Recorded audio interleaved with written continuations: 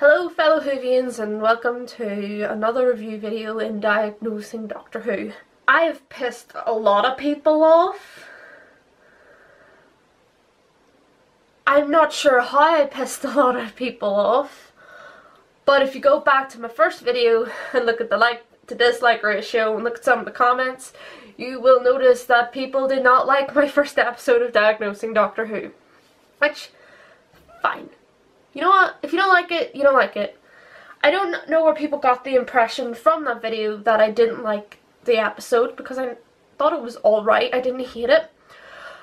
But, whatever. Everyone's opinion is their opinion. Whatever way they interpreted my video, that's the way they interpreted it, and I'm not going to go on about it.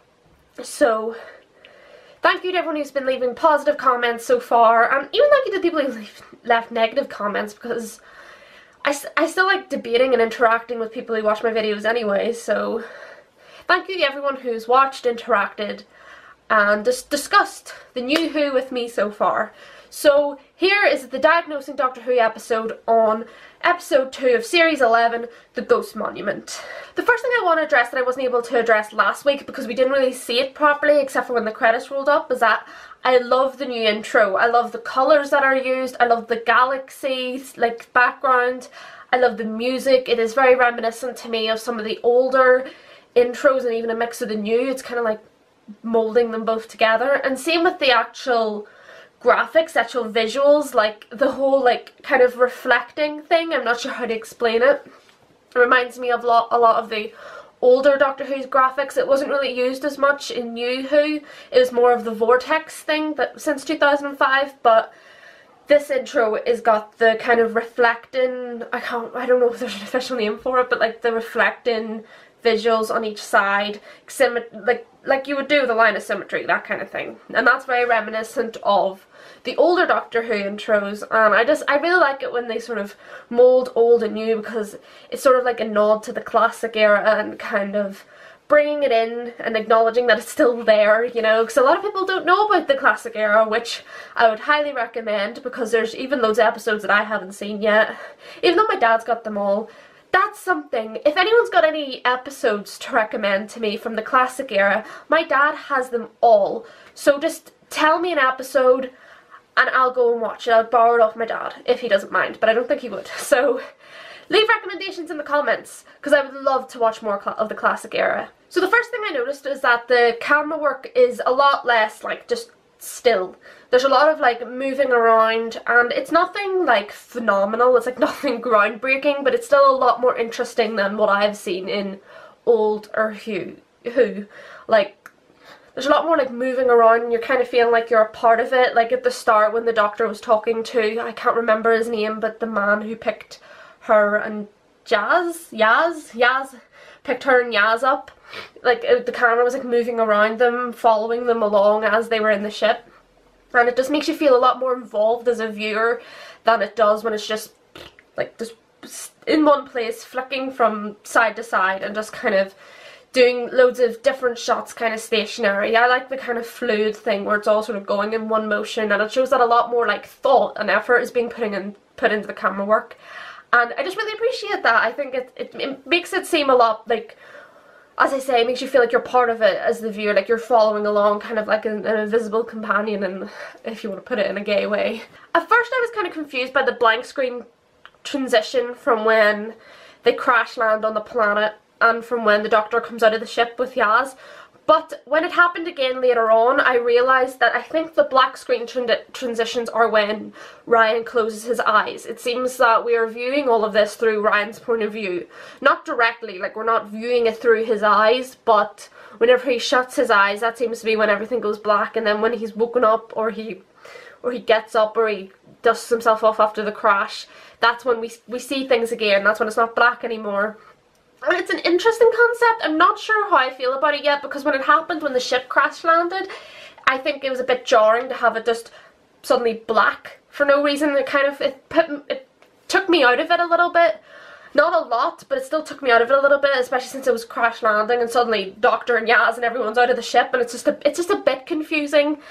It's not a big complaint, but it's just something that kind of took me out of it a little bit. So they're basically picked up up on two different ships, and they go to this planet, and basically these two people, I can't remember either of their names, I'm horrible with names, but they're basically in this race to get loads of money to bring back to their families or their planets or whatever, and the Doctor, Yaz, and Ryan and his granddad are kind of thrown into it, but it kind of helps them in a way, because the ghost monument, the prize, is the TARDIS. And they need the TARDIS because they can't get off the planet without the TARDIS, so that's why they need to follow along on the race as well. The planet that they're on, Desolation, while being like completely desolate, it put me in mind a lot of the Planet of the Dead, if you remember that episode when the stingray kind of aliens, I call them the stingrays, like they came through the planet and like they eat everything and it turns to like sand. It reminded me like that, except a lot more beautiful. I loved the planet. I loved some of the shots that were used of them like walking along like the desert, and the sky was beautiful. See, when the sun was the sun was rising, when the night was ending, it was so beautiful, and I really appreciate that kind of thing, because I love like photography and stuff, and it just sort of caught my eye. I don't know if it's really anything spectacular in terms of like special effects or anything like that, but I thought it was beautiful. I loved some of the shots that they got of them walking and just traveling through this planet. You got to appreciate the setting where they are, and it looked kind of human, but you could see the elements that made it alien, like the three suns and the robots. I thought it was beautiful. I liked it. As I've said in the last episode, the production value is clearly going up, and they're clearly being able to spend a lot more money on things like that, and it shows. And I'm really happy, and I hope we get to see more gorgeous landscapes like that in the future of the series. I'm just going to assume, because the Doctor gave Ryan's granddad, I can't remember his name, I'm really bad with names. She gave him sunglasses that were in her jacket, and she said she couldn't remember who gave them to him, so I'm not going to be nitpicky, and I'm just going to assume that she transferred the stuff from her old jacket into this new one because she bought it at a human shop. So, well, how would all her trinkets be in it? But I'm not going to be nitpicky, I'm just going to assume that she transferred everything, even though her jacket was practically destroyed, but that's not important. That's just me being nitpicky, and I just wanted to ask if anyone else noticed that as well. I like the exchange rate confusion. I like the kind of like, I don't know how to explain it, I like the kind of alien culture that you sometimes see in these episodes. Like, the exchange rate was confusing because the Doctor knows so many different currencies, and she couldn't find one that she understood, like the one that she recognised and could sort of understand the gravity of the amount of money that was the prize of this race. But I just like little bits like that kind of like add to the alien atmosphere and show how much experience the Doctor has as a traveller through space and time, technically. I don't know, I just like additions like that, and I think that it's just nice. To put it plainly, I think it's nice. I did notice a couple of shots that didn't really sequence right, like when they were in the boat checking the engine or the battery. Like, there was bits where I was like jumping around a bit, like suddenly like Ryan was standing up, like we thought it looked like he was near the battery. Like, this is the way I interpreted it. After he finished talking to his granddad, it looked like he was looking at the battery, but I didn't really see him get up and move away from where his granddad was, and then suddenly him and the Doctor, when she comes in, are talking up here, and granddad's back in the engine. It seemed a bit like jumpy to me, and it didn't really sequence up right, and it was a bit jarring to see them like kind of jumping around a little bit without really jumping around, if that makes sense. And it just didn't kind of sequence up right. It just seemed like they were kind of transporting around the room a little bit, but it only happened once or twice. Like, it wasn't like completely distracting from the entire episode. It didn't happen all the time. It was just a little thing that I noticed that was going like kind of they were kind of like jumping around the inside of the boat when they were checking the battery. The scope and the time frame of these episodes are also a lot better and a lot larger, because normally in Doctor Who episodes that I noticed when I watched a couple of years ago, I kind of stopped for a while, as I explained in the first episode, but around the time that like Amy and Rory were kind of coming out and Clara was kind of coming in, the episode seemed a lot more like rushed. Like it was a lot more, you know, bam, bam, bam, done. Like it was all within like an hour or 2 hours or a day. It didn't feel like there was a long time of where there was thinking or travelling. It was all very bam, bam, bam. And even if it wasn't, it was sort of like made to feel that way because of how quick everything moved along. In this episode, I think everything was at a decent enough of pace. Like we saw them falling asleep, we saw them searching around everywhere, we saw them travelling. It was all very like, I wouldn't, obviously it has to be within reason because it has to fit within a particular time frame, so there was bits that were a bit quick, but I felt like it felt a lot more like decent and normal pace. Like it didn't feel particularly rushed to me. And the fact that we saw them taking some rest, taking stock, going to sleep, we see the sun rising, sun setting, all that kind of thing. To me it added to the pace of the episode. It made it feel a lot more real, and it made you understand as a viewer the kind of like the concept of like how much time was passing, how much wasn't passing, how much time they had, you know, that kind of thing. And it didn't feel all like one thing after the other over and over and over again. I never thought I would see strafing mentioned in a Doctor Who episode, but when the doctor went, "Don't run in a straight line," I was just immediately like, oh my god, they're strafing. This is like watching someone play PUBG or something. Oh god, I know that's not really relevant, but it's just something that came into my head. Something else that came into my head was, oh my god, that guy's mum is a bitch. Fuck me. I mean, like, Jesus Christ. You get your son to climb a tree and then jump out and you move? Like, what the fuck? I know the whole point was just kind of like, my mum was cruel, she told me not to trust anyone, but I was just like, Jesus Christ. My god.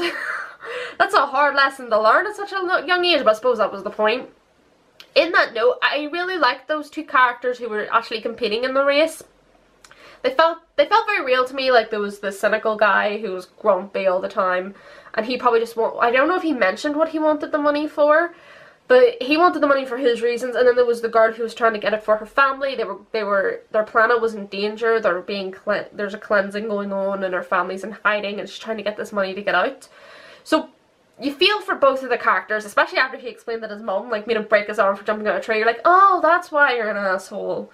So they felt very real to me. Like they weren't like, oh, these perfect pristine characters. And for characters that we just see for like half an hour in an episode, half an hour to 45 minutes in an episode, I wouldn't say I grew to care about them, because when it comes to characters that are like really quick, unless like there's like something really that stands out about them, I probably won't care if they die. It's more the reoccurring characters that kind of strike me if they die. But they definitely felt real to me, and that's something that I appreciate. And the acting wasn't atrocious, so that's great. You know, that's a very important thing. On a TV show, the acting for the extras was not horrible, because that was something else that I noticed, especially kid actors. If there's kid actors in any of these episodes, I'm gonna... oh no. So the villain in this episode was basically some scary cloth. And I'm sorry, it was just a bunch of scary cloth. I can't really... It didn't really feel too, like dangerous to me. Like I mean, I felt it a little bit when the guy was being suffocated, but besides that I didn't really feel like it was that much of a threat. Like we saw some of like the pieces of cloth lying dormant, and then when they came alive I was like, oh my god, the cloth is alive. I'm gonna have to watch my tea towel from now on, because Doctor Who made me scared of my tea towel. Remember when Doctor Who used to make you worried about blinking in front of statues and scared of your own shadow because it might eat you? Well, now we're keeping an eye on our tea towels, because they might come to life, I guess. I love the wife reference, and I'm going to say why I love the wife reference. I love the wife reference because Doctor Who had a really bad habit last season, last series, with Bill, of basically like announcing like everywhere that she was a gay woman. And please, please, please, because you are new viewers, please understand that if you cannot tell from my hair, I am a gay woman myself. So that doesn't necessarily give me an entitlement to make like a comment on behalf of everyone. But this is how I kind of view representation of my community on TV, movies. I don't really go around announcing that I'm gay. I prefer it when it's represented in TV shows kind of naturally. You know, where it kind of comes up in conversation, like when he said they killed my wife and she said they killed mine too. That was very natural, you know what I mean? Bill was always very, you know, oh, I'm gay. Oh, doctor, remember, keep this in mind. Remember that I only like girls. Yeah, I remember that, Bill. Just making sure you remember. Someone said to me that there was some sort of like meaning towards that part and when Bill went away, but I don't understand. I still am baffled by that line, but getting away from the point, I appreciated that it was very natural, it fit into the conversation, and it wasn't like something that was like kind of like sung from the heavens just to get like social justice points. Is that what they do it for? I don't know. It fit into the conversation, it was very naturally put in there, it was very subtle, and it wasn't Bill, pretty much. The come to daddy line got me, and considering the fact that I was someone who was initially upset about a woman being cast in the role of the doctor, I really, the line where she said come to daddy, I mean mommy, that got me. I kind of went, like, I didn't laugh out loud, I'm not the laugh out loud type of person, but it did get a kind of like out of me, if that makes sense. Like, that's my way of laughing. That means I enjoyed a joke. You know, I'm not very kind of person when a joke happens. I'm more of a kind of person, if that makes any sense. We're getting into the serious discussion points now. The TARDIS. The new TARDIS is interesting. The interior. I don't hate it, but I'm not absolutely bowled over by it. It's very dark, and I was never a fan of the dark TARDISes. I didn't really like Matt Smith's second TARDIS interior because it was very dark and gloomy. I don't think the colours were very attractive, and I know it's not supposed to be attractive, it's the TARDIS, but you know, even in the, I know I keep saying even in the old era, but it was a lot more bright. Even David Tennant and Christopher Eccleston's TARDIS didn't feel dark, and I know that sounds strange. It was a kind of like dark orangey colour, but it never felt gloomy. Like, it never felt like dark and dank and depressing, because that's the way Matt Smith and Peter Capaldi's TARDISes kind of felt to me. And I like the middle part of the TARDIS. I like where the console is and where the lights are. I think that's really nice, but I'm not a fan of like the when you first walk in. I don't mind the doors on either side here, but when you first walk in, it's very, like, it's not very wow, if you know what I mean. And that's just my point of view. Like, I'm not gonna say, maybe someone did see it and go, wow.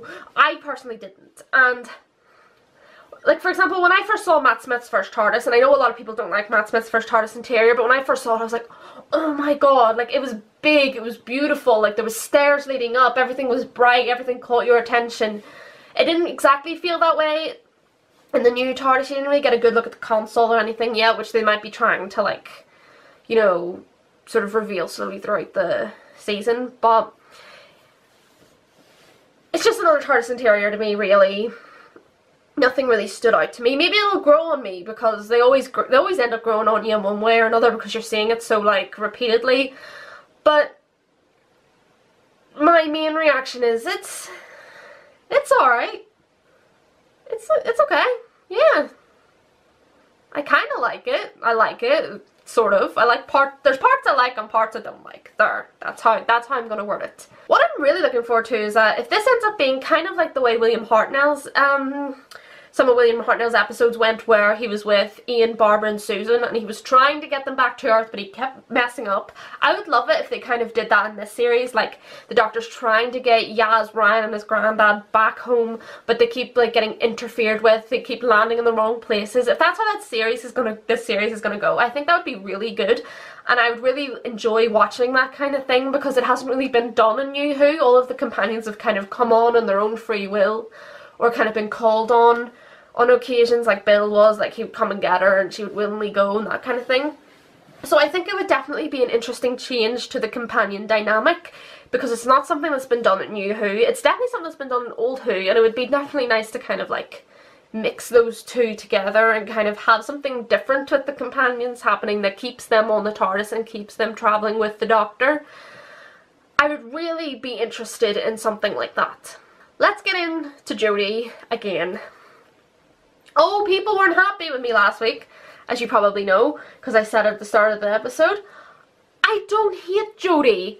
I don't know where people got the impression that I hated Jodie. I don't hate Jodie. Jodie is a fantastic actress. Jodie has been in many things that I enjoy, and I just said that I wasn't quite buying her in the role yet. Like, Fuck me, is that a crime? According to my dislike ratio, it is. But Jodie is a good actress, and she was acting well in these Doctor Who episodes. She is. I'm just not 100% convinced it's the Doctor, if you know what I mean. I don't watch it and go, oh, that's the Doctor. To me, it feels like another alien who's not the Doctor, who's kind of helping out and flies the TARDIS and has a sonic screwdriver. And I don't say that to be like, to take a dig at Jodie or be nasty or be like, oh, women doctors don't work. From the way this series is going, with the production value and how beautiful everything is and how the storylines are working out, I really want to be able to feel like this is the Doctor. I really do. I'm not getting it yet.